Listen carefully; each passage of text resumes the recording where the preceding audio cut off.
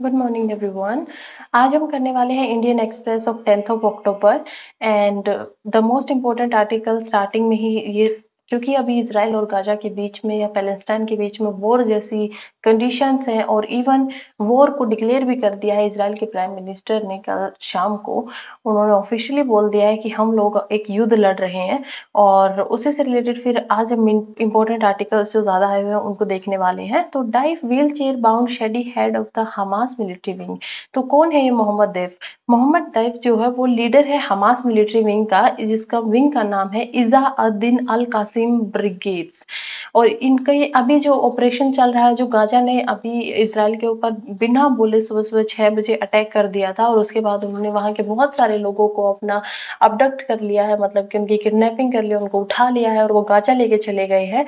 तो उस ऑपरेशन का नाम है अल अस्का स्ट्रोम। और अल अस्का स्ट्रोम से क्या मतलब है? अल अस्का ये एक मस्जिद है जो कि जेरूसलेम शहर में है, वेस्ट बैंक में, और उस पे इसराइल बार बार रेड कर चुका था। तो इसी से मतलब इसी का एक ये रिस्पॉन्स है हमास ग्रुप के द्वारा, और इसलिए उन्होंने इस ऑपरेशन का नाम भी अल अस्का स्ट्रोम लिखा है। तो ये है मोहम्मद डेफ, जिनको आप देख पा रहे हैं इधर। ये एक इंजीनियरिंग इंजीनियर थे और ऐसा माना जाता है कि इनके जो पिताजी थे या फिर जो इनके अंकल थे वो भी हमास ग्रुप के लिए काम करते थे। वो भी हमास ग्रुप में जो रिफ्यूजी कैंप था उनमें थे, और 1950 की जो रेड्स थी उसमें भी वो इनके फैमिली मेंबर्स थे जो उनका हाथ रहा था। अभी बात करते हैं कि ये व्हील चेयर पे कैसे आ गए हैं। एक्चुअली इसराइल की जो टॉप लिस्ट वारंट, मतलब कि वांटेड टेररिस्ट वाली लिस्ट है ना, उसमें इनकी पोजीशन काफी हाई है। तो उन्होंने बहुत बार, इसराइल ने बहुत बार इनको ऑफिशियली मारने की कोशिश की है और ये बच गए हैं। एक बार तो ऐसा हुआ है कि इनके ऊपर, इनके घर के ऊपर बॉम्ब गिराया गया और उसमें इनकी वाइफ और छोटा बच्चा, जो कि 6 महीने का या 7 महीने का बच्चा था, उनकी डेथ हो गई और ये बच गए। तो पर उसके बाद अब ऐसा माना जाता है कि इनका एक हाथ और इनकी एक पैर और इनके ये एक आंख, ये खत्म हो चुके हैं, डिस्ट्रॉय हो चुके हैं, डैमेज हो चुके हैं, और इसीलिए अब ये व्हील चेयर पे रहते हैं। Now, Gaza, a history of war. A century ago, during the Great War, India lancers distinguished themselves in the silver of land hugging the Mediterranean. Gaza has seen many wars since then, but none as dramatic and lethal as the one that is now raging between Hamas militant and the Israeli military. Deep uncertainties lie on the road ahead. तो इसमें बताया गया है कि कैसे India भी कभी एक बार पार्ट रहा है गाजा का और इसराइल के लिए लड़ा है कभी इंडिया के मिलिटेंट्स भी, और क्या हिस्ट्री है इनके वॉर की, कि पहले भी कैसे कैसे इन्होंने लड़ाई की है आपस में। पर ये जो अभी की वॉर है ना, अभी का युद्ध चल रहा है, ऐसा पहले नहीं हुआ है, ये ज्यादा ब्रूटल है। तो जनवरी 2018 में इसराइल के प्राइम मिनिस्टर बेंजामिन नेतन्याहू ने अपने इंडिया के प्राइम मिनिस्टर को जोड़ा, मतलब कि आए थे वो तीन मूर्ति चौक पे न्यू दिल्ली के अंदर आए थे और उन्होंने होमेज यानी कि अपना इज्जत या रिस्पेक्ट दिया था उन इंडियन सोल्जर्स को जो बैटल ऑफ हाइफा इसराइल के अंदर उनकी मृत्यु हो गई थी। तो जो चौक है वो, उसका नाम बदल के तीन मूर्ति हाइफा चौक रख दिया गया है और वहां पे तीन स्टेच्यूज बनवाए गए हैं जो कि हीरोज हैं, एक जोधपुर से, मैसूर से, हैदराबाद से। ये सब वो सोल्जर्स थे जो हाइफा गए थे इंपीरियल सर्विस में, कैवलरी ब्रिगेड के अंदर। यानी इंपीरियल सर्विस मतलब कि उस टाइम पे, क्योंकि इंडिया में मतलब ये एक सेंचुरी हो चुकी है, तो 1918 की बात है और उस टाइम पे इंडिया में ब्रिटिश राज था और ब्रिटिश राज को क्या बोला जाता था? इंपीरियल। और इंपीरियल सर्विस यानी जो भी इंसान ब्रिटिश राज के अंडर काम करते थे तो उसको बोला जाता था कि वो लोग इंपीरियल सर्विस में हैं। तो वो लोग गए थे वॉर में, और वर्ल्ड वॉर वॉर के अंदर भी जो हमारे इंडिया से लोग गए थे, इंडिया का पार्टिसिपेशन रहा है वर्ल्ड वॉर वन में भी ब्रिटेन की तरफ से, और वर्ल्ड वॉर टू में भी। वर्ल्ड वॉर टू में इवन गांधी जी ने मना किया था कि हम नहीं देंगे आपको, पर ब्रिटिशर्स ने कहा कि ठीक है, आप हमारा भी साथ दे दीजिए, इसके बाद हम आपको फ्रीडम दे देंगे, आपको स्वराज दे देंगे। परंतु ऐसा कुछ हुआ नहीं बाद में। और उसके बाद गांधी जी ने आगे हमारे और मूवमेंट्स चलाए। तो 1945 के बाद की बात है। अभी जो 1918 में भी इंडिया का पार्टिसिपेशन रहा है और 19 45 में भी इंडिया का पार्टीशन रहा है। तो बिफोर हाइफा गाजा में क्या हुआ था? 10 महीने पहले हाइफा जो वॉर हुआ है उससे पहले बहुत सारे सोल्जर्स जो थे गुरखा राइफलमैन, उन्होंने बहुत ही एक महत्वपूर्ण रोल निभाया था। उन्होंने एक और फाइट, एक और युद्ध लड़ा था, एक और बैटल लड़ी थी, जो कि हाइफा के नीचे साउथ में है, मेडिटेरियन की कोस्ट लाइन के ऊपर। तो उसको बोला जाता है the third battle of Gaza, Gaza की तीसरी लड़ाई। जी, ये 1917 में हुई थी और इसका टर्निंग पॉइंट था कि यहीं से पैलेस्टाइन कैंपेन जो है वो काफी उभर के बाहर आने लगा, बढ़ने लगा। इंडिया ने एम्पायर की तरफ से लड़ाई की थी, ओटोमन को अंदर, ओटोमन लोग खत्म हो चुके थे और उसके बाद इसराइल का मोस्टली, जो इसराइल और ये गाजा का जो पोर्शन है वो इजिप्ट के अंदर आ गया था। और इजिप्ट के अंदर जब, क्योंकि आप देख सकते हैं, देखिए ये है राइट नाउ सऊदी अरेबिया। यहाँ पे अगर हम जाएंगे तो जॉर्डन, जॉर्डन पे हम जाएंगे तो ये इसराइल का एरिया है। इसराइल में अगर हम देखते हैं तो यहाँ पे एक गाजा स्ट्रिप है। ये जो बचा हुआ एरिया पूरा का पूरा आप देख पा रहे हैं, ऊपर यहाँ पे साइदा सीरिया होएगा, इधर आप देखिए जॉर्डन। यहाँ पे सुएज कैनल के साथ जाते ही सबसे पहले इधर कौन है? इजिप्ट। ठीक है, तो इजिप्ट का एरिया यहाँ पे छोटा सा अलेक्जेंड्रिया है। और इजिप्ट का एरिया जो यहाँ पे है, मतलब कि ये इसराइल और इजिप्ट काफी पास पास है। और गाजा स्ट्रिप आप देख सकते हैं, जेरूसलम जो हम मॉस्क की बात कर रहे हैं वो यहाँ पे है, जेरूसलम सिटी के अंदर अल अस्का मॉस्क। ओके, सो नाउ अभी वो लोग इजिप्ट के अंदर आ गए थे क्योंकि ये बहुत नजदीकी एरिया है। तो इजिप्ट के अंदर आने पे वो लोग पपेट काइंड ऑफ बन के रह गए थे। फिर इसराइल में 1948 में इसराइल लोगों ने अपना हक मांगा और 1948 के बाद इसराइल का हम सब लोग जानते हैं कि इसराइल का पार्टीशन हुआ, पैलेस्टाइन अलग बना, गाजी अलग बना, और ये इसराइल का जो पोर्शन है, वेस्ट बैंक का जो पोर्शन है वो अलग बना और इसराइल बीच में रहा। उससे पहले क्या होता था ना, देखिए इस तरीके से 1948 में इसको बांटा गया था कि ऊपर यहाँ पे सीरिया होगा, यहाँ पे जेरूसलम जो होगा वो वेस्ट बैंक के अंडर आएगा, और जो जॉर्डन है इधर, और सिनाई पोर्शन इधर, और ये गाजा। बट इसराइल में क्या हुआ कि 1967 में फिर से एक वॉर हुई between this both, Gaza Palestine area के ऊपर और इसराइल के अंदर। और उस वॉर में इसराइल ने कितना बड़ा पोर्शन जो है वो अपने नाम कर लिया। देखिए इसराइल यहाँ पे कितना कम था, 1949 के अंदर इसराइल जो था वो कितना कम एरिया यहाँ पे रखता था, और 1967 के बाद इसराइल ने ऑलमोस्ट पूरे वेस्ट बैंक पे कब्जा अपना कर लिया था। इवन सीरिया के अंदर भी जो गोलन हाइट्स है, इसके ऊपर भी अभी एक साल पहले भी लड़ाई हो रही थी कि सीरिया और इसराइल के गोलन हाइट्स पे कुछ माइंस मिले थे, और इसराइल कह रहा था कि इस पे मेरा हक है और सीरिया कह रहा था कि मेरा हक है। तो पर उसको दो पार्ट्स में बांटा गया, एक माइंस को सीरिया के हवाले किया गया और एक माइंस को गोलन हाइट्स में पाई गई को इसराइल का हक दिया गया।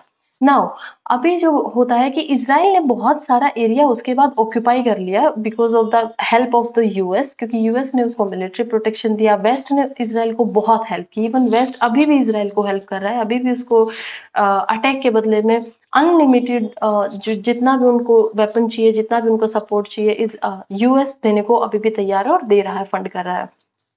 तो इसके बाद क्या होगा अब क्योंकि गाजा और वेस्ट बैंक इनके अंडर आ गए हैं, तो अब कुछ पार्ट को 10-20 साल के बाद इन्होंने छोड़ दिया, और उसके बाद 2005 तक ऑलमोस्ट गाजा और ये जो वेस्ट बैंक है ये इसराइल के अंडर में ही रहा। इसराइल ने वहां पे अपने ट्रूप्स रखे, वहां पे लोगों को रखा और बहुत सारी सेटलमेंट्स बनाई, और उसमें वहां पे उसने अपने सोल्जर्स को रखा कि नहीं तुम अब लोग यहीं पे रहोगे। पर जो कि एक 1980s के अराउंड हमस ग्रुप इसी इसी चीज से प्रभावित होगी कि इसराइल ने हमारे ऊपर कब्जा कर लिया, एक हमस मिलिटेंट ग्रुप का जन्म होता है, और वही आज हमस ग्रुप है जो इसराइल के खिलाफ लड़ रहा है। ठीक है, ये है सिल्वर ऑफ लैंड। आप देखिए मैप में देखा जा रहा है गाजा स्ट्रिप जो कि 7 अक्टूबर को सबसे पहले यहाँ पे हमला करते हैं, वो लोग सबसे पहले यहाँ पे सेड्रोट नाम के शहर के अंदर पेनिट्रेट करते हैं अपने एरिया से, और यहाँ पे अंदर आने के बाद वो यहाँ से लोगों को मारते हैं, और सबसे बड़ी बात कि औरतों को और बच्चों को अबडक्ट करके यहाँ पे गाजा स्ट्रिप के अंदर ले आते हैं। अब वो क्यों लेके आए हैं औरतों को और बच्चों को, आगे के बारे में अगर हम समझते हैं तो उन्होंने फिर यहाँ पे कफर आइजा में भी हमला कर दिया है, एलो मीम में भी हमला कर दिया, बेरी नाम के शहर में भी, ये जितने भी बॉर्डर, ये गाजा स्ट्रिप का बॉर्डर है, ये जितने भी इन सब पे कर रहा है। और इनकी मांग यही है कि हमें हमारी फ्रीडम पूरी चाहिए। 2005 में हालांकि इसराइल ने इनको इनकी फ्रीडम दे दी थी, और जो हमास ग्रुप था वो उस टाइम पे इलेक्शन जीत के पॉलिटिकली वहां के हेड बन गए थे और पूरी की पूरी फ्रीडम दे दी थी। पर अभी भी इनका मानना है कि ये लोग, इसराइल जो है वो अभी भी इन लोगों को परेशान करता है। अभी भी बहुत सारी बाउंड्रीज ऐसी है जो इसराइल ने अपने अंडर रखी हुई हैं, जो कि मुस्लिम पैलेस्टाइन के अंडर होनी चाहिए। बट अभी अगर हम सोचे कि अभी इमीडिएट रीजन क्या रहा है कि क्यों अभी एकदम से सब कुछ हो गया, जबकि 2005 से पहले भी यहाँ पे लड़ाइयाँ हो रही हैं, 2014 में भी यहाँ पे ऐसे ही काइंड ऑफ इनके रिश्ते थोड़े खट्टे मीठे चलते रहे हैं। 2015 में भी छोटी बोट यहाँ पे स्ट्राइक हुई है, 2014 में भी हुई है, 1976 में अगेन यहाँ पे हो रहा है। तो ये सब चलता जा रहा है। बट अभी का क्या प्लान है? अभी का प्लान ये है कि अगर हम इमीडिएट कोजेज को देखें तो इमीडिएट कोजेज ये बात करते हैं कि जो पहला बात तो है एक कि यूएस जो है वो इसराइल और सऊदी में, इजराइल और सऊदी में पीस करवा रहा है। इवन 1976 में जब इजिप्ट में और इसराइल के अंदर पीस हुआ था, तो दोनों को, द इजिप्शियन जो प्राइम मिनिस्टर थे उनको, और जो हमारे ये इसराइल के प्राइम मिनिस्टर थे, इन दोनों को उस साल नोबेल पीस प्राइज मिला था। 1967 में इसराइल के प्राइम मिनिस्टर को मिलता है, और 1978 में इसराइल के प्राइम मिनिस्टर को मिलता है, और 1977 में इजिप्ट के प्राइम मिनिस्टर को मिलता है, क्योंकि उन लोगों ने सुलह कर ली थी और इसको नाम दिया गया अकॉर्ड ऑफ 1978। ठीक है। उस टाइम पे इजिप्ट के प्राइम मिनिस्टर, प्रेसिडेंट जो थे वो थे अनवर सदात, और जो इसराइल के प्राइम मिनिस्टर थे वो थे मेनाचम बेगम। 2 ही साल बाद 1981 में सदात जी को मार दिया जाता है इजिप्शियन इस्लामिक जिहाद के अंडर। और उसके बाद जो कहानी है वो अभी पे आती है। अभी इमीडिएट रीजन यही है कि एक तो क्योंकि सऊदी के लोग वही पैलेस्टाइन के लोग जो इस्लामिक लोग हैं, वैसे ही सऊदी के लोग, और उन लोगों को लगता है कि वो लोग पैलेस्टाइन जो पीपल है वो बहुत बेचारे हैं, और इसराइल उनके ऊपर हमेशा से अपना कब्जा जमा के रखा हुआ है, उनको सता रहा है, उनको उनकी फ्रीडम, आजादी नहीं देता है। बट इसीलिए जब अभी सऊदी और इसराइल के रिश्ते अच्छे नहीं थे, लेकिन अब जब उनके रिश्ते यूएस जो है मिलके अच्छा करवाना चाहता था, उसी टाइम पे हमास ने इनके ऊपर हमला कर दिया है ताकि वो रिश्ते अच्छे ना हो सके। एक सेकेंड रीजन है कि अगर सऊदी और इसराइल मिल जाएंगे तो जो ईरान का एरिया है, अभी देखिए यहाँ पे देखिए, ये है इजिप्ट, ये है सऊदी, ये सऊदी अरेबिया है, यहाँ पे आपको इसराइल दिख रहा है। इसराइल जो है वो बॉर्डर लगा रहा है सऊदी के साथ में, जॉर्डन जो है। लेकिन यहाँ पे अगर हम आगे इसी तरफ देखते हैं तो ऊपर इराक है, और इराक के बिल्कुल साइड में यहाँ पे ईरान है। ईरान विद इट्स कैपिटल है तेहरान, तो कैपिटल के साथ ईरान जो है वो पैसे दे रहा है, या वो कहीं ना कहीं सपोर्ट कर रहा है पैलेस्टाइन को, और वो उनको कह रहा है कि अगर, ये देखा जाता है, ऑथर जो आर्टिकल्स के वो बताते हैं कि अगर इसराइल और सऊदी के रिश्ते अच्छे हो जाते हैं तो ईरान की पोजीशन कम हो जाएगी।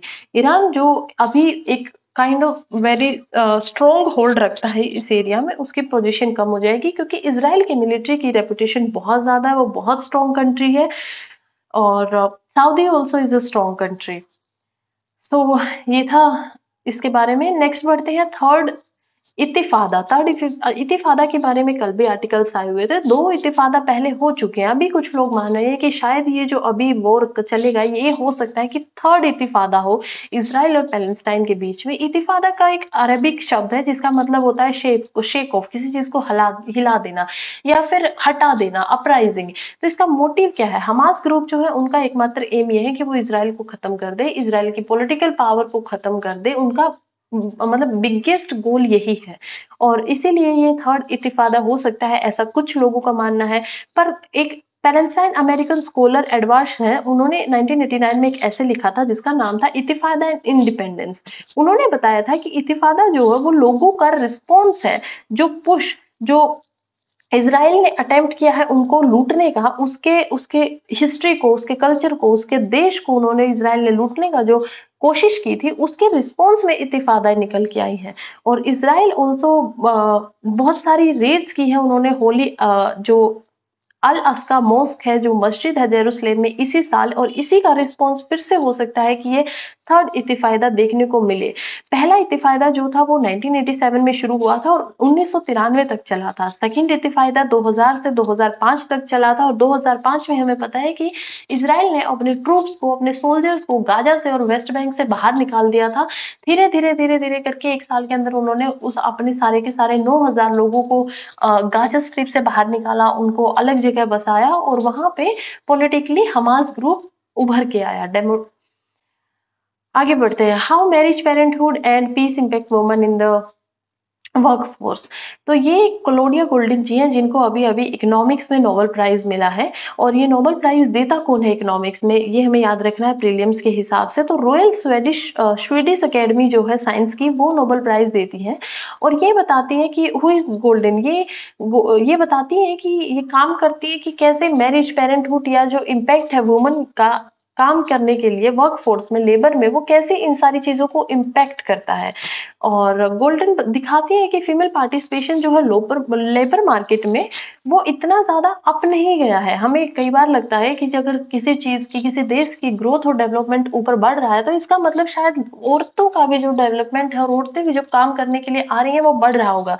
पर इन्होंने अपने पेपर में इन्होंने बहुत सारी किताबें लिखी हैं और उन किताबों में से हमें ये समझ में आता है जब हम पढ़ते हैं कि ये बता रही है कि फीमेल का पार्टिसिपेशन जो है लेबर मार्केट में वो इतना ज्यादा अप नहीं गया है जैसे कि एंटायर पीरियड में, बल्कि कहीं ना कहीं वो एक यू शेप में रहा है। यू शेप में कैसे, जब एग्रीकल्चर से इंडस्ट्रियल फेज में गए थे तो वुमन पार्टिसिपेशन जो था वो घट रहा था, क्योंकि एग्रीकल्चर के अंदर वुमन बहुत ज्यादा पार्टिसिपेट करती है। सपोज दिस इज एग्रीकल्चर, यहाँ पे इंडस्ट्री आ रही है और यहाँ पे मॉडर्नाइजेशन अभी आ रहा है, ठीक है। बट फिर जब इंडस्ट्रियलाइजेशन से मॉडर्नाइजेशन की तरफ हम बढ़ते हैं 20th सेंचुरी के अंदर, तो ग्रोथ भी जो वुमन की है वो देखी जा सकती है अगेन। तो ऐसा कुछ इन्होंने बताया। कुछ फिर और सवालों का इन्होंने जवाब दिया है कि क्यों ऐसा होता है कि जो औरतें हैं वो ज्यादा नहीं है वर्कफोर्स में, या क्यों ऐसा होता है कि एक ही काम के लिए औरतों को और आदमियों को अलग अलग जो पैसे हैं वो अलग अलग मिलते हैं या कम मिलते हैं। तो इन्होंने बताया कि अगर आप हिस्ट्री के हिसाब से देखें तो जेंडर गैप जो अर्निंग में था वो इतना ज्यादा नहीं था, वो मायने नहीं रखता था। और अगर वो था भी तो फिर वो इस बुनियाद पे मायने था, उसकी बुनियाद ये थी कि एजुकेशन और ऑक्यूपेशनल चॉइसेस में डिफरेंस होता था। क्योंकि महिलाओं की जो साक्षरता थी वो थोड़ी कम थी और ऑक्यूपेशनल चॉइसेस जो वो काम करती थी वो भी उनका अलग होता था या अलग तरीके का होता था, सिलाई बुनाई या कहीं पे जाना, इसलिए उनका गैप ज्यादा था।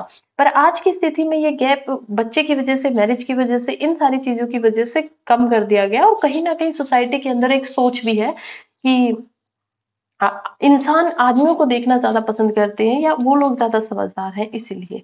आगे बढ़ते हैं। No way to go, Gaza braces for Israel assault. तो गाजा ने, एक्चुअली इजराइल ने सुबह सुबह बोला है, सैटरडे को उन्होंने बोला, मोहम्मद ब्राइस जो है, कि इसराइल ने उनको बोला फोन करके कि हम, आप लोग अपने लोगों को वहां के हटा लीजिए क्योंकि हम लोग यहाँ पे रॉकेट फायर करने वाले हैं। पर जो लोग हैं वहां के वो कह रहे हैं कि हमारे पास जाने को जगह नहीं है, हम कहाँ जाएं।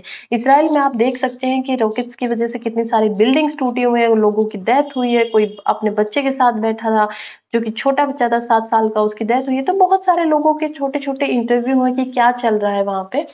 और 2.3 मिलियन रेजिडेंट्स जो डेंसली पॉपुलेटेड एरिया जहाँ का, वहां से रिफ्यूजीज को हटाया गया है। और यहाँ पे कतर जो है वो हमास के साथ secure swap to Israel Palestine hostage, Qatar जो है हमास के साथ बात कर रहा है कि वो जो स्वैप करवा सके इजराइल की जो होस्टेजेस है उनका, और पैलेस्टाइन ने जो भी होस्टेज बनाया उनका। हमने भी बात की, पैलेस्टाइन जो है वो पहले उन्होंने रॉकेट डाले, उसके बाद वो इजराइल की बाउंड्री के अंदर घुसे, उसके बाद उन्होंने वहां से औरतों को और बच्चों को किडनैप किया और वापिस वो उन्हें गाजा लेके चले गए। ऐसा क्यों? अगर हम अब इस मैटर को समझे तो ऐसा इसीलिए है क्योंकि अभी कतर बीच में आया है। तो बीच में आके वो कहता है कि पहले इजराइल ने भी इजरायली औरतों को और बच्चों को 30 इजरायली 36 इजराइल सॉरी पैलेस्टाइन जो औरतें और बच्चे हैं वो इजराइल की कैद में है, इजराइल की प्रिजन्स में है, जेल में है। और अभी कतर कह रहा है कि वो आपकी औरतों बच्चों को छोड़ देंगे और आप भी उनकी औरतों और बच्चों को छोड़ दीजिए, और कहीं ना कहीं प्रिजनर जो वॉर्स हैं ये एक दूसरे के साथ स्वैप कर लीजिए, वो वहां से उनको छोड़ेंगे, आप यहाँ से छोड़ दीजिए। और अभी इसराइल ने बोला है, इसराइल की तरफ से ऐसा कुछ आया नहीं है कि वो नेगोशिएशन के लिए रेडी है या नहीं है अभी। Next, Israel order complete siege on Gaza. Hamas threatened to kill hostage if fresh bombing. Israel ने धमकी दिया है हमास को कि हम आपको पूरा का पूरा सीज करेंगे, और उन्होंने पूरा का पूरा सीज कर भी दिया है, सिर्फ धमकी नहीं दिया है।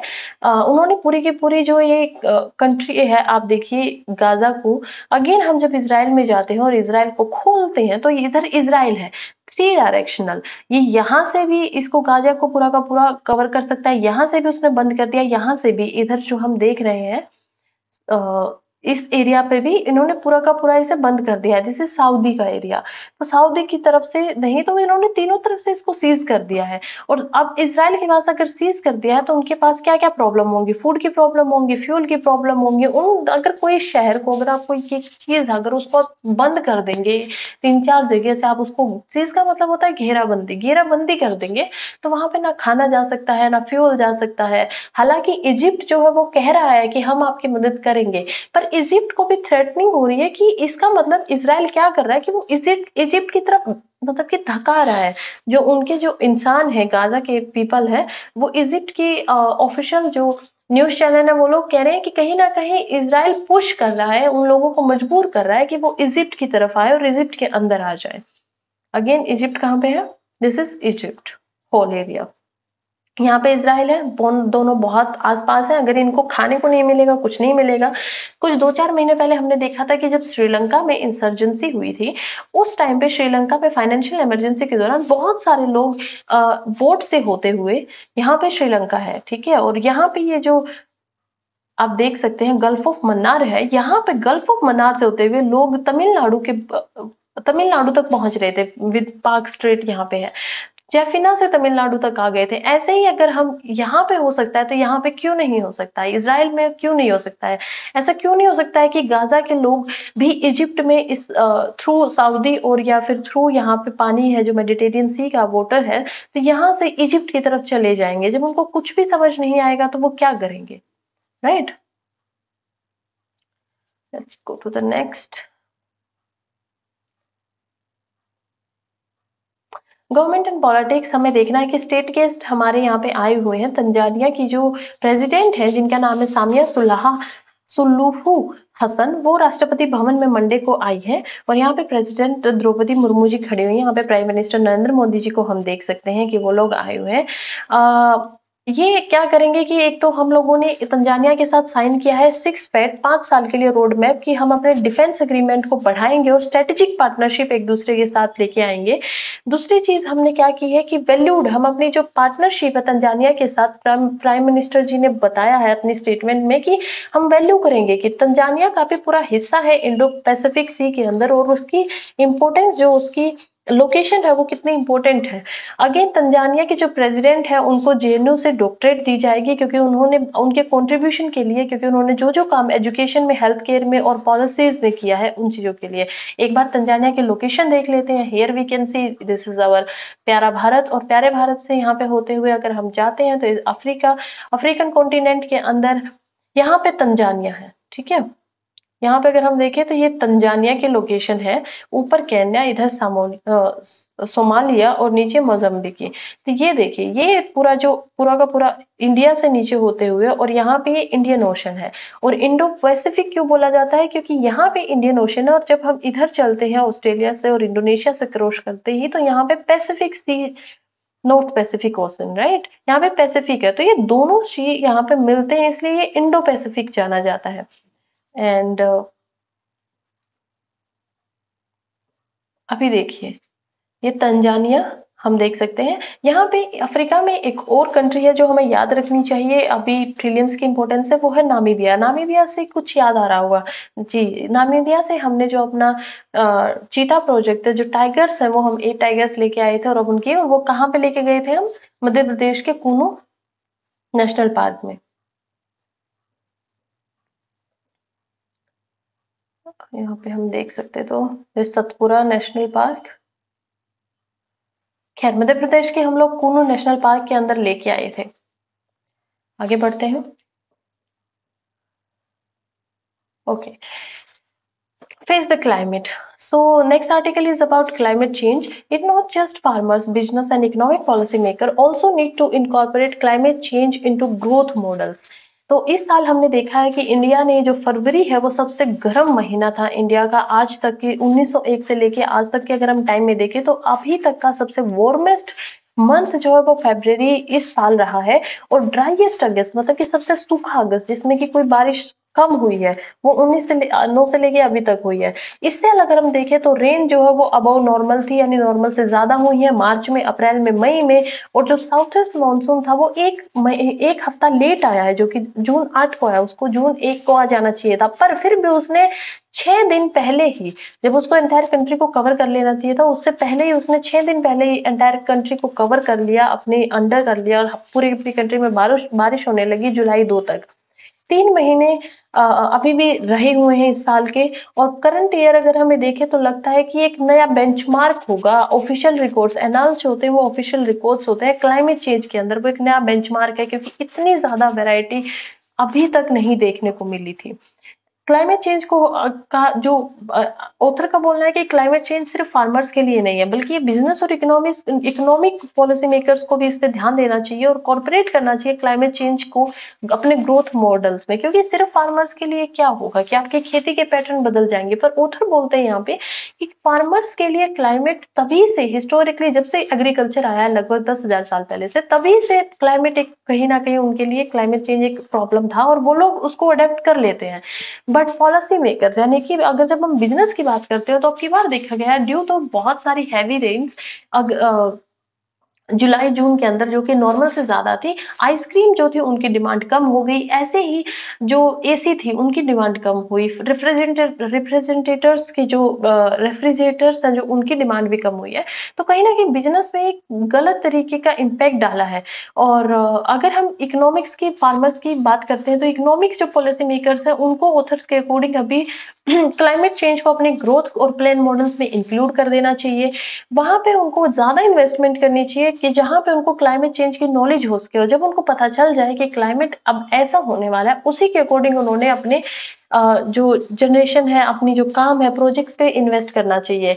अभी हमें ज्यादा टेम्परेचर स्ट्रेस टॉलरेंट यानी कि अगर टेम्परेचर ज्यादा होता है या कम होता है तो उस स्ट्रेस को जो जो चीजें टॉलरेट कर सके या फिर ड्रोट या सूखे रेसिस्टेंट क्रॉप पे ज्यादा ध्यान देना चाहिए कि उनको बना सके। हम टाइमली फोरकास्ट करनी चाहिए, टाइमली पहले ही हमको बता देना चाहिए जब लार्ज स्ट्रॉम कुछ तूफान आने वाला हो या फिर हीट वेव्स आने वाले हो। इस साल हमने देखा कि यूरोप में भी बहुत सारे लोग ओवर 100 लोगों की डेथ हो गई थी हीट वेव्स की वजह से। इंडिया में भी हीट वेव्स आई और हमारे यहाँ पे भी 60 ऑलमोस्ट लोगों की डेथ हुई।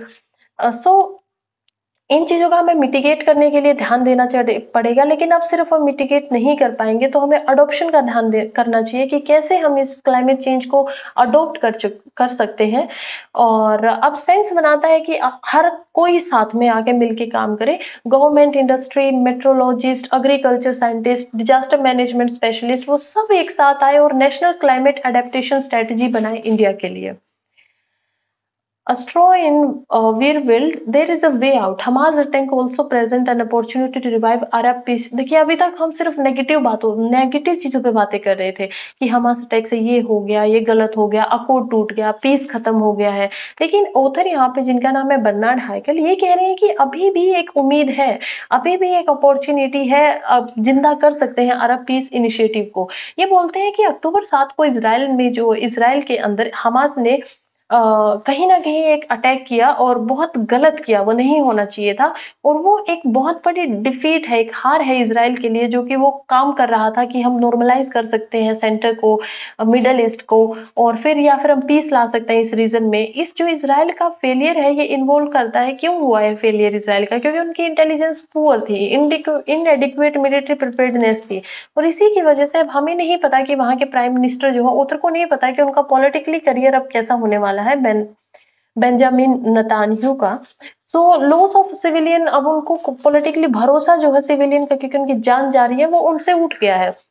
लेकिन पहले हमने इमीडिएट रीजंस की बात कर ली थी कि 2 इमीडिएट रीजन है। पहला ये है कि हमास जो है वो कम्पीट कर रहा है पैलेस्टाइन अथॉरिटी के साथ क्योंकि लीडरशिप में फिलहाल पैलेस्टाइन अथॉरिटी है और वो चाहते हैं कि अटैक जो है वो खत्म हो, इसराइल के साथ पीस बने, बट हमास इस चीज के टोटली खिलाफ है। अगेन हम लोगों को पता है कि हमास का एम है इसराइल को खत्म करना, वो तो हमाल इस चीज के खिलाफ है। और जो ओस्लो पीस अकॉर्ड हुआ था अभी तक पीए के साथ इसराइल का, उसको भी हमास तोड़ने के लिए, उसको भी वो बर्दाश्त नहीं कर पा रहा है। सेकंड रीजन अगर बात करते हैं तो वो सेकंड रीजन है हमास का एफर्ट ईरान के सपोर्ट के साथ एंड करने का, कि जो भी नॉर्मलाइजेशन या जो भी शांति की बातें चल रहे हैं इसराइल और गल्फ अरब स्टेट के साथ, खासकर जो सऊदी अरेबिया है, उसको खत्म करने का। लेकिन अभी हमारे पास क्या ऑप्शन है? देखिए क्या हुआ था ना कि सऊदी के अंदर जो लेट किंग थे, जिनकी अभी मृत्यु हो चुकी है, अब्दुल्ला जी, उन्होंने एक ऑफर किया था 2002 में अरब स्टेट्स को, सभी को उन्होंने बोला था कि आप एक काम करिए इसराइल को, कि आप एक काम करिए, आप जितनी भी अरब स्टेट्स हैं आपके अंडर हैं जो, या गाजा की या पैलेस्टाइन है, उनको आजाद कर दीजिए और हमारे साथ पीस कायम कर लीजिए, जिसका नाम होगा अरब पीस इनिशिएटिव। ये ऑफर जो है वो उस टाइम पे इसराइल ने मना कर दिया कि नहीं, हम नहीं करेंगे। उसके बाद जो है 60 डेज वॉर हुई 1967 में, वो हमने देख लिया कि उसके बाद जो मतलब 1967 में जो वॉर हुई थी, उसके बाद उन्होंने क्या किया था। तो 2002 में उन्होंने मतलब कि सऊदी अरेबिया ने पीस कायम करने की बात की थी, लेकिन इसराइल ने उसको रिजेक्ट कर दिया। सो अगर हम समझे तो अभी हम सोच सकते हैं कि इसराइल जो है वो अभी कुछ भी किसी भी तरीके से रिजोल्व नहीं कर सकता गाजा में जो हमास है उनके साथ मैटर को, क्योंकि वो नहीं करना चाहते हैं मैटर को। उनका एकमात्र एम है खत्म कर देना। अगर इसराइल अभी उनके साथ और ज्यादा जाएगा और उनके खिलाफ और लड़ेगा तो वो सिचुएशन को और खराब करेंगे, और कहीं ना कहीं इसराइल और गाजा दोनों ही स्पॉइलर्स के, जो मतलब कि उनका जो फायदा उठा रहे हैं, उनके बीच में आ जाएंगे, ईरान के बीच में आ जाएंगे, यूएस के बीच में आ जाएंगे, और वो उनके हाथों में एक तरीके से खेलते रहेंगे। तो ये अटैक जो है ये एक अपॉर्चुनिटी है कि यहाँ पे यूएस के जो बाइडेन एडमिनिस्ट्रेशन है वो आए, सऊदी अरेबिया मिले, और ये सब मिलके सेंट्रिस्ट पॉलिटिशियन इन इसराइल की पॉलिटिशियन इसराइल में मिलके इनिशिएटिव करे, अरब पीस इनिशिएटिव, जो कि 2002 में बोला गया था अब्दुल्ला जी के द्वारा, जो वहां के किंग थे, तो उसको दोबारा से जिंदा किया जाए और इस कॉन्फ्लिक्ट को सदा सदा के लिए खत्म कर दिया जाए, अगर हो सकता है तो। आगे बढ़ते हैं। ये है वुमेन रिजर्वेशन के ऊपर आर्टिकल्स है। इसमें बताया जा रहा है कि क्यों वुमेन रिजर्वेशन बिल आज से नहीं बल्कि कि बहुत पहले से इंट्रोड्यूस हुआ था, 1996 में हुआ था, बट उसको फिर से एक्सेप्टेंस नहीं मिली। तो 17 थर्ड एंड 74th अमेंडमेंट जो हुआ है पंचायती राज में, उसको 6 महीने के अंदर ही एक्सेप्टेंस मिल गई थी। बट 2014 से ही मोदी जी का मैनिफेस्टो ये रहा है कि वो उनको दिलाएंगे, पर 9 साल हो चुके हैं, पर अभी तक ऐसा कुछ रिजल्ट देखने को नहीं मिला है। इवन अभी जो वुमेन रिजर्वेशन बिल पास हुआ है उसकी कोई डेट नहीं दी गई है। अगर उसको लागू करना है तो लागू करने के लिए आपको पहले एक सेंसस करवानी पड़ेगी और फिर डिलिमिटेशन कराना पड़ेगा। डिलिमिटेशन का क्या मतलब होता है कि पॉलिटिक्स में जब भी आप पार्टी बांटते हैं तो दो तरीके से बांटी जाती है। पहला होता है कि हर स्टेट के अंदर डिलिमिटेशन, मतलब कि किसको कितनी पॉपुलेशन के हिसाब से कि कितने एमपीज होंगे एक स्टेट में। ये एमपी एक स्टेट में 30 भी हो सकते हैं जैसे कि यूपी, और एक स्टेट में सिर्फ एक भी हो सकता है जैसे कि सिक्किम के अंदर होता है मोस्टली।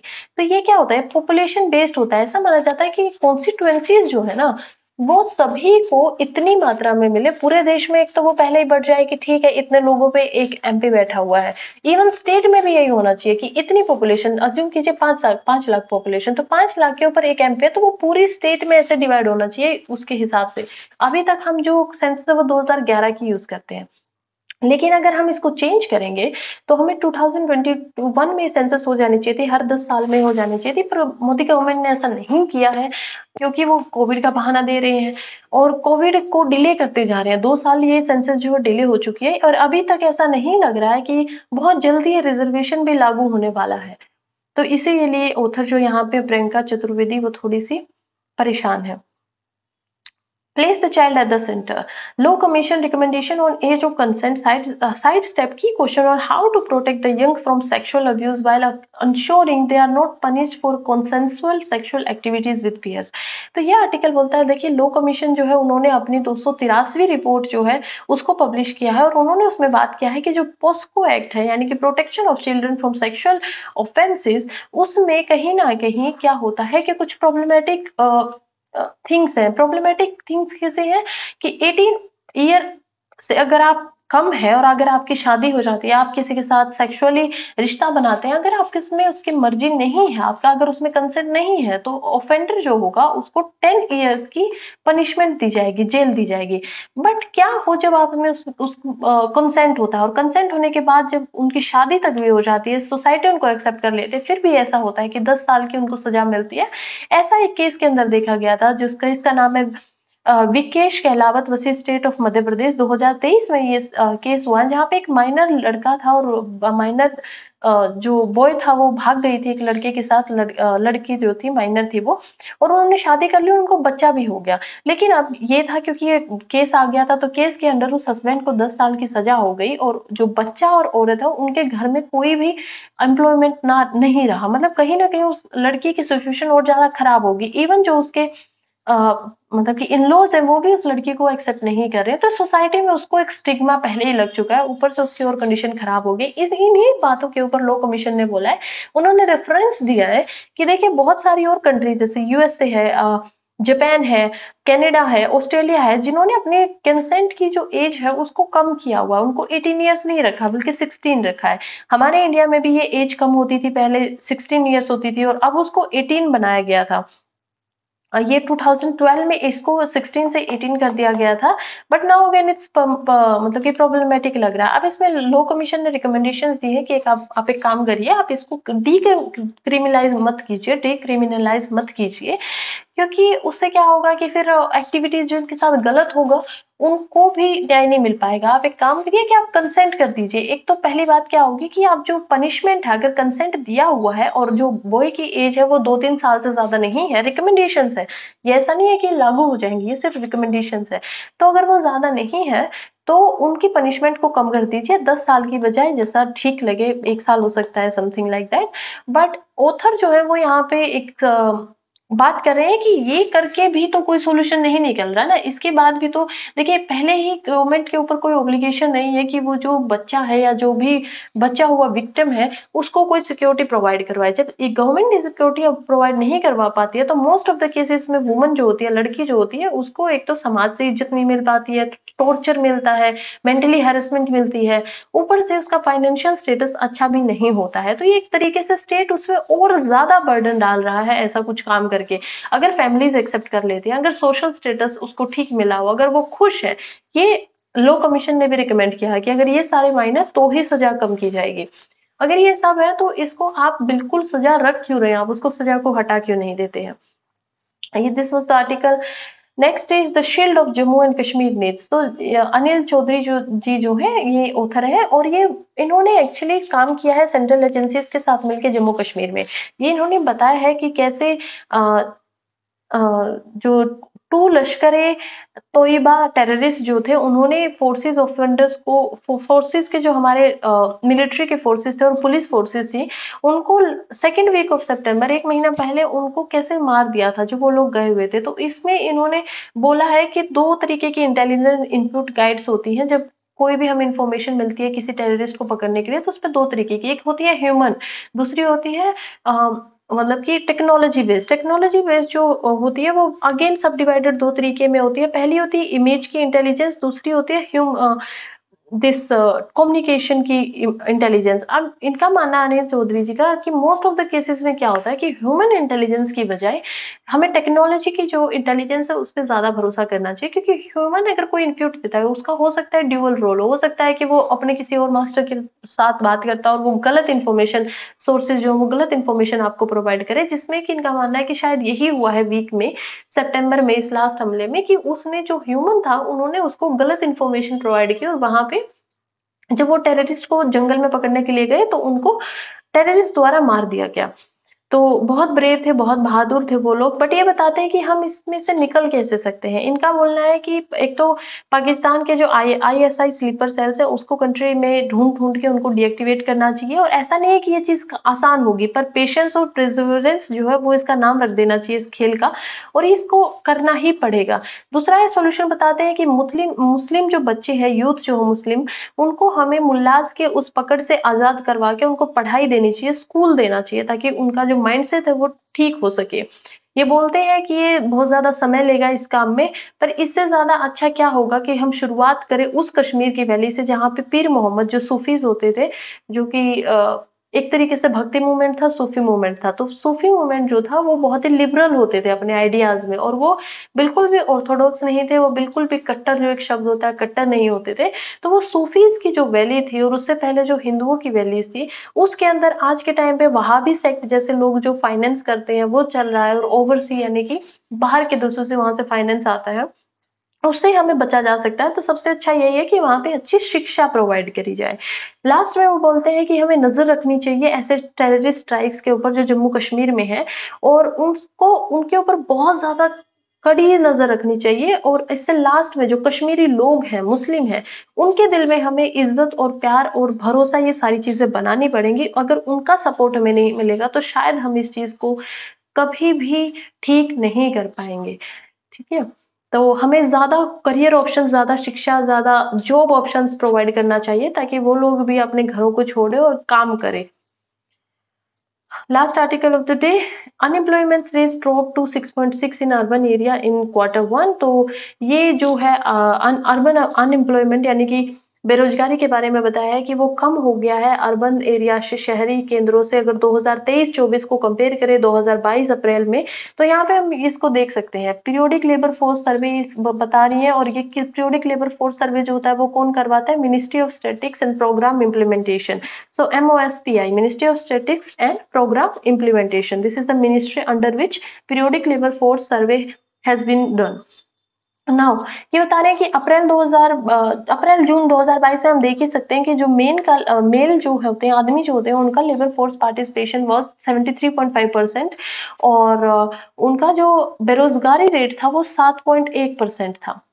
ठीक है? बट ये Q1 है 2022 का, लेकिन अगर हम इसको 2023 के साथ कंपेयर करें तो ये 5.9 हो गया, यानी कि बेरोजगारी जो है वो कम हो गई है। ठीक है? 2.2। अभी अगर हम देखते हैं कि फीमेल में, तो फीमेल का जो बेरोजगारी रेट था वो था 9.5, एंड ये भी 9.1 हो गया, ये भी डाउन आया है, और इसका मतलब 0.4 पॉइंट्स। अगर हम चलते हैं कि ऐसे ही नॉर्मल पर्सन के, अगर हम दोनों का निकाल के देखें तो ये 7.6 था, दोनों मेल फीमेल सबका मिला के। यानी कि, और ये कौन होता है? जो 15 ईयर्स ऑफ अबव होते हैं और 59 ईयर्स बिलो माने जाते हैं, तो इनका हमेशा लेबर फोर्स पार्टिसिपेशन जो है वो काउंट किया जाता है। तो ये 6.6 हो गया, ये भी डाउन आया, तो बेरोजगारी जो है वो कम हो रही है। Okay, under pressure Israel Hamas war cast is shadow. तो ये वही बता रहे हैं कि मिडिल ईस्ट जो कॉन्फ्लिक्ट, उसने इन्वेस्टर्स को दूर कर दिया है, और इंडिया के अंदर भी जो बीएसई सेंसेक्स है वो 7.03% गिर गया है, और इसकी वजह से जो रुपए है वो आगे जाके शायद हमारे लिए थोड़ा सा हमारी जो है उसकी कीमत कम हो सकती है। अभी रुपए जो है वो 83.27 अगेंस्ट, अगर हम देखे जाए तो यूएस डॉलर, एक यूएस डॉलर की कीमत 83.27 रुपी होती है अभी उस पे, पर हो सकता है कि ये और ज्यादा बढ़ जाए, और रुपए की कीमत जो है वो, रुपए की जो वैल्यू है वो डाउन चली जाए, क्योंकि बहुत सारा, लगभग 1000 करोड़ रुपए फॉरेन इन्वेस्टर्स ने निकाल लिए हैं, और वो सेफ हेवन से, यानी कि सेफ, जो जिनको स्टार्स मिले हुए, 5 स्टार जो कंट्रीज है, उनमें जाके वो वहां पे उसको अपने पैसे को लगा रहे हैं। पर इसमें से एकदम से पैसे को नीचे, वैल्यू कम होने की वजह से बहुत सारे म्यूचुअल फंड्स और इंश्योरेंस कंपनीज ने बचा लिया है, क्योंकि उन्होंने लगभग 2661 करोड़ रुपए इन्वेस्ट कर दिए, उन्होंने स्टॉक्स खरीद लिए हैं। अभी आगे बोलते हैं कि अगला इशू इंडिया के लिए क्या हो सकता है, कि इंडिया के लिए अगर ये थोड़ा लंबा और चल गया तो इंडिया का ऑयल डायनेमिक्स जो है वर्ल्ड का, वो बिल्कुल चेंज हो जाएगा। इंडिया का बहुत सारा ऑयल जो है वो हम सऊदी से और मिडल ईस्ट से इंपोर्ट करते हैं, अगर उसकी वैल्यू बढ़ जाएगी, और उसकी वजह से जो इंडिया है उसके प्राइस को हम सेम नहीं रख पाएंगे, और डिस्ट्रप्शन आएगा।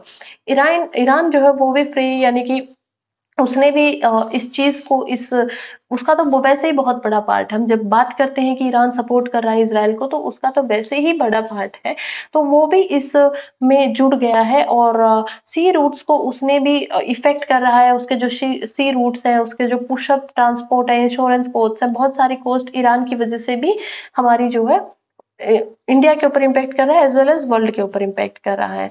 One of the major trade partner हमारा जो है, जो कि बहुत सारा एक्सपोर्ट हम भेजते हैं, वो इजराइल है, जो हमसे लगभग 5.5 से 6 बिलियन तक का रिफाइंड पेट्रो प्रोडक्ट्स हमसे खरीदता है। लेकिन अभी अब रुपए की डेप्रिसिएशन अगेन देखने को मिल सकती है, क्योंकि वो नहीं खरीद पा रहे हैं, वो वॉर में बिजी और ये लंबा चल गया तो इसके इम्पैक्ट और ज्यादा बुरे देखने को मिलेंगे। सो आज का न्यूज़पेपर बहुत